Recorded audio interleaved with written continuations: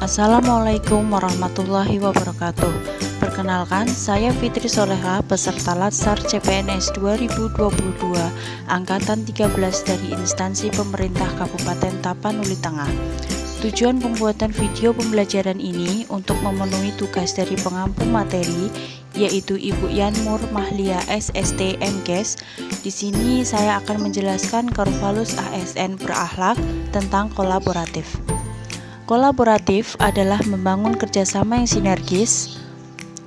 Panduan kolaboratif terdiri dari satu, memberikan kesempatan kepada berbagai pihak untuk berkontribusi. Kedua, terbuka dalam bekerja sama untuk menghasilkan nilai tambah.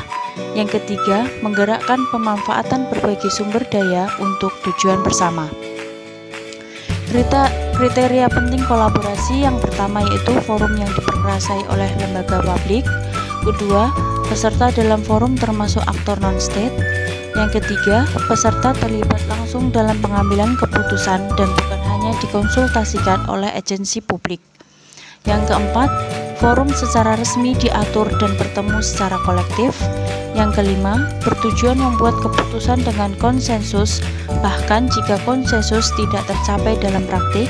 Yang keenam yaitu fokus kolaborasi adalah kebijakan publik atau manajemen.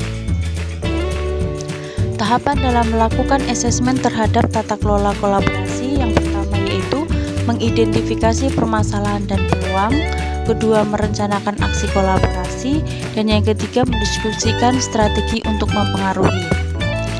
Panduan perilaku kolaboratif yang pertama yaitu organisasi menganggap perubahan sebagai sesuatu yang alami dan perlu terjadi.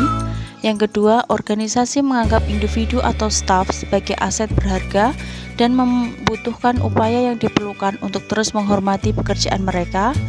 Yang ketiga, organisasi memberikan perhatian yang adil bagi staf yang mau mencoba dan mengambil risiko yang wajar dalam menyelesaikan tugas mereka, bahkan ketika terjadi kesalahan. Yang keempat, pendapat yang berbeda didorong dan didukung dalam organisasi. Setiap kontribusi dan pendapat sangat dihargai. Yang kelima, masalah dalam organisasi dibahas secara transparan untuk menghindari konflik. Yang keenam, kolaborasi dan kerja tim antar divisi adalah didorong.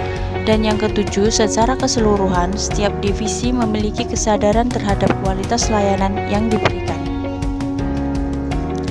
Aktivitas kolaborasi antar organisasi yang pertama yaitu kerjasama informal, kedua perjanjian bantuan bersama, ketiga memberikan pelatihan, yang keempat menerima pelatihan, yang keenam merencanakan bersama, yang keenam menyediakan peralatan, ketujuh menerima peralatan, delapan memberikan bantuan teknis, kesembilan memberikan bantuan teknis, kesepuluh memberikan pengelolaan hibah, dan yang ke-11 menerima pengelolaan hibah.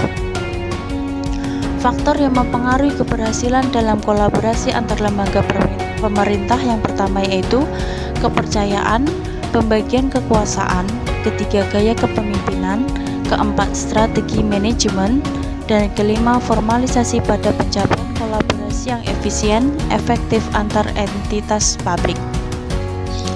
Faktor yang menghambat kolaborasi antara organisasi pemerintah yaitu ketidakjelasan batasan masalah karena perbedaan pemahaman dalam kesepakatan kolaborasi dan dasar hukum kolaborasi yang tidak jelas.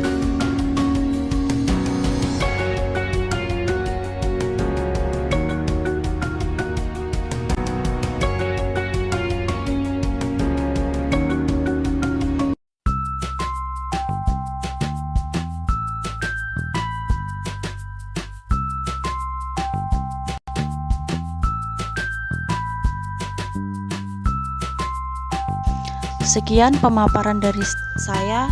Terima kasih.